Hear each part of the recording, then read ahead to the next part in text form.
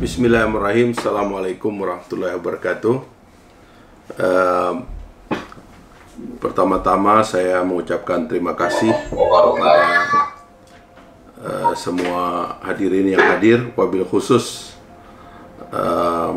Sultan Sumbawa yang menemani kita pada saat-saat penting kita melakukan konsolidasi sebagai Tahu Semawa dan tentu sebagai bangsa Indonesia.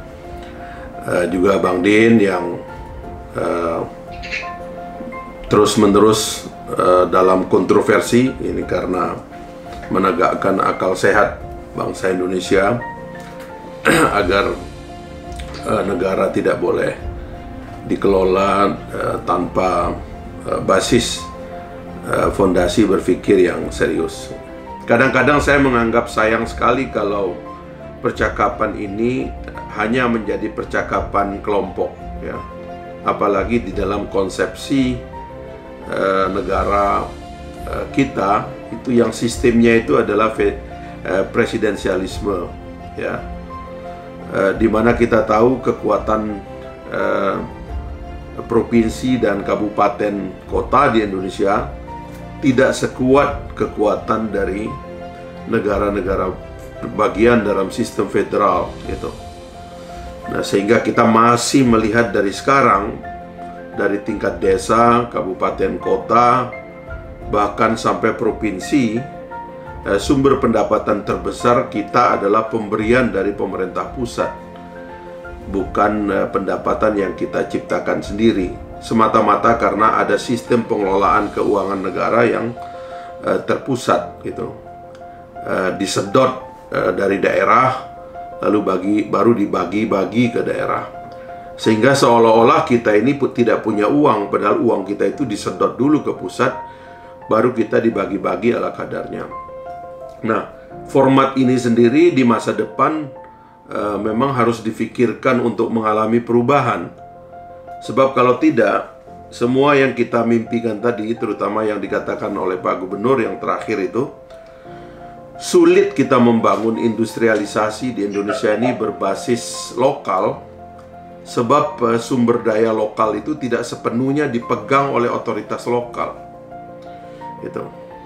Dan itulah sebabnya kadang-kadang kita sangat mengandalkan kerjasama dengan private, dengan swasta di dalam membangun industri, sebab kadang-kadang sistem pembagian yang berasal dari pusat itu sering tidak tuntas, gitu. Sehingga kita berkali-kali mencoba sebuah kebangkitan industri dari daerah, tapi itu hanya menjadi mimpi yang terus-menerus, ya, karena lagi-lagi ada otoritas lanskap pengelolaan sumber daya ekonomi yang tidak bisa kita kuasai. NTB pernah punya mimpi 1 juta sapi dan sebagainya, itu menjadi mustahil, ya. Kita baru bicara industri basic, ya, kita belum bicara industri yang advance. Nah, sebelum saya ke sana, karena itulah menurut saya kalau ada kesempatan kita untuk merekonstruksi keadaan, mungkin kita bagi dua tema kita ini bicara. Yang pertama adalah modal sosial, yang kedua itu adalah industrialisasi.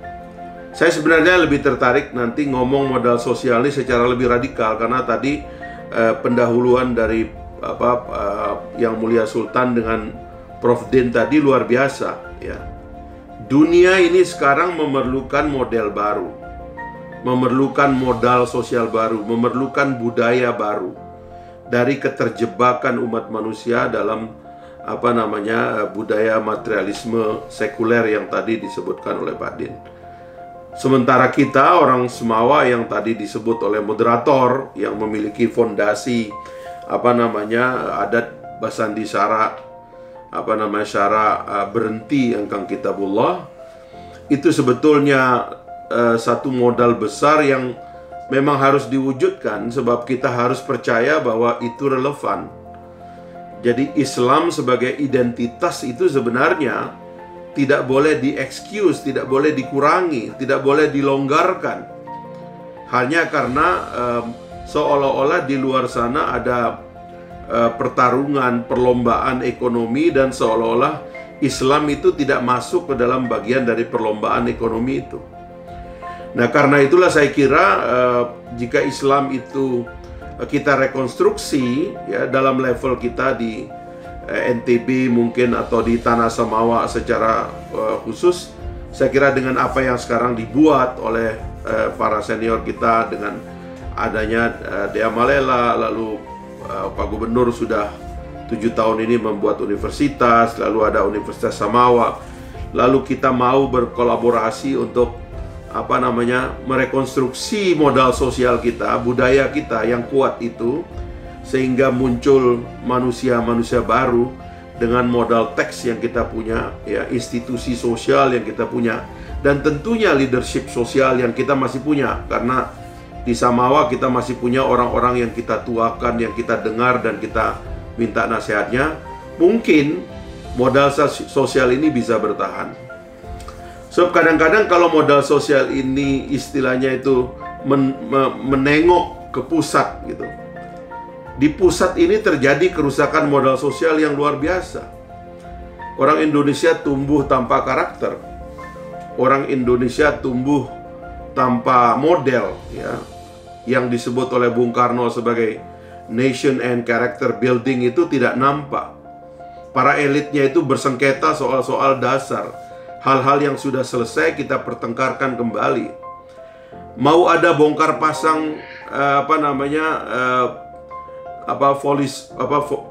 filosofi segrondslag dari bangsa. Pancasila yang sudah selesai kita sepakati 18 Agustus 45, masih ada ini pertengkaran itu. Jadi jangankan dia menjadi kesepakatan yang kemudian menjadi titik tolak pembentukan modal sosial dan budaya masyarakat Indonesia, pertengkarannya toh pun tidak selesai gitu. Lalu orang kemudian dengan modal ala kadarnya itu, dengan modal karakter ala kadarnya itu, mengais-ais ekor dari pertarungan ekonomi negara-negara adidaya.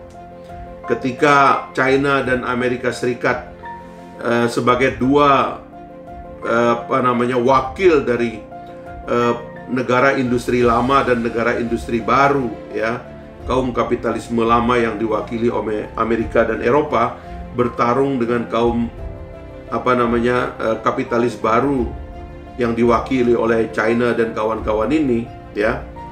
Karena kan saya waktu pulang dari China, para diplomat Amerika minta ketemu saya. Mereka mengkhawatirkan kita akan terpukau dengan China, dengan pertumbuhan ekonomi yang luar biasa. Saya mengajukan pertanyaan balik, kenapa Anda membiarkan, kalau kalian sekarang protes bahwa China memproduksi barang-barang yang berbahaya, China melakukan abuse of human right, China mengotori lingkungan. Pertanyaan saya adalah kenapa kita biarkan?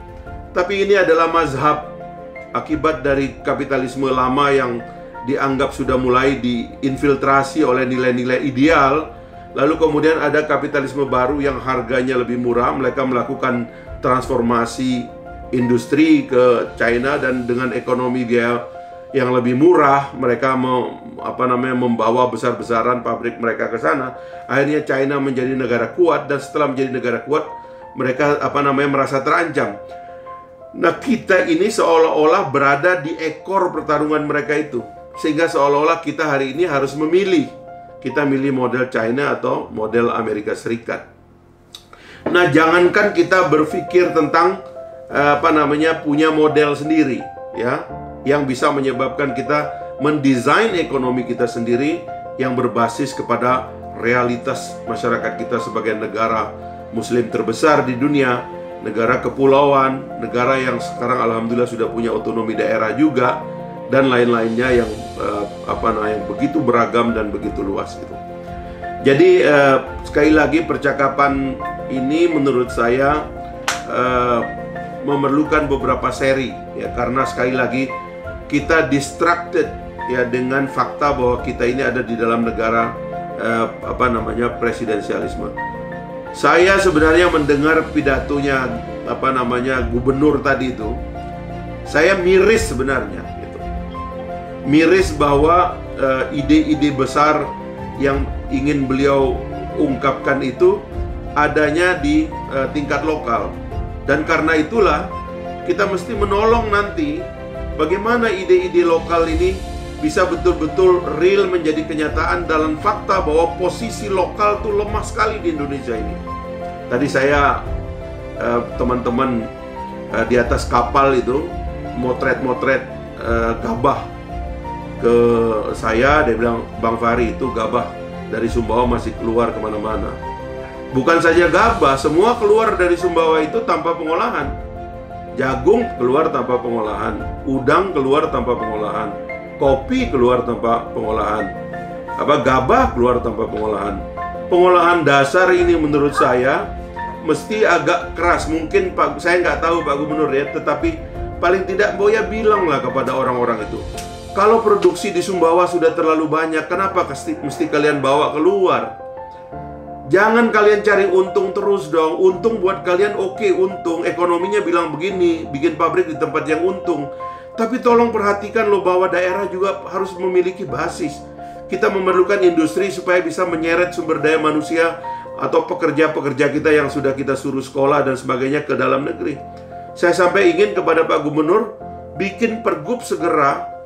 Kalau barang yang sudah layak untuk kita proses di Sumbawa, di NTB, larang itu keluar. Udang Fanami misalnya, Sumbawa itu berapa ribu ton itu udang diproduksi di pesisir-pesisir Sumbawa itu. Satu cold storage saja kita belum punya. Saya nggak tahu Pak Gubernur, mungkin ada update terbaru. Tapi saya miris melihat udang-udang nelayan tuh diangkut pakai truk sampai ke Jawa. Padahal itu lamin tuh lokek badenan turun dalam dalam es, kita sudah bisa kirim ke Jepang, bisa kirim ke Amerika. Pantai kita ini pantai bersih, pasti harga produk udangnya itu harga mahal, harga yang baik begitu. Dan lain-lainnya. Tadi Pak Gubernur sudah bilang soal pakan dan sebagainya. Jadi saya kira saya tetap concern dua hal ini. Satu soal Tahu Samawa, tahu Tanah Intan Bulaeng dengan sendi dan fondasi yang tadi dibilang, dia punya karakter, dia punya warna, dia mempengaruhi sedikit orang, mempengaruhi banyak orang. Ya, kita sudah lihat orang-orang Sumbawa yang mengagumkan ini. Yang kedua adalah tangga dari industri kita. Jelaskan, ayo kita keroyok. Dengan inisiatif dari Pak Gubernur yang memahami bagaimana industri dibangun, saya kira banyak yang bisa kita lakukan. Tapi saya melihat dari dekat, memang pada tingkat teknis memang harus ada sikap ngotot kita. Sebab kalau tidak, kapitalisme ini sudah sangat dominan Pak Gubernur. Uang ini sudah sangat hebat. Konsolidasi pengusaha besar itu sudah sangat luar biasa. Kita nyaris tidak punya posisi tawar. Kalau kita bicara misalnya peternakan, katakanlah seperti ayam saja, itu ada perusahaan namanya Carun Pokpan, itu dahsyat sekali. Penguasaan mereka sampai ke tingkat bawah itu, sampai orang itu tidak diberikan posisi tawar dalam cara kita mengelola peternakan kita hari-hari. Nah, di lokal inilah kita hidupkan semangat agar setiap orang punya usaha. Setiap orang bisa menjadi pengusaha di NTB, di Sumbawa, dan dia bisa punya pasar di seluruh dunia dengan teknologi digital yang kita punya sekarang ini. Saya kira itu inkubasi semacam itu, NTB dan Sumbawa bisa menjadi tempat. Ya, tadi Pak Gubernur mengatakan Sumbawa sudah cukup lengkap, ada teknopark dan sebagainya. Tinggal kita mulai aja. Sebab kalau tidak, Jakarta lagi, ya lambat sekali kemajuan kita. Itu saja mungkin. Terima kasih. Assalamualaikum warahmatullahi wabarakatuh.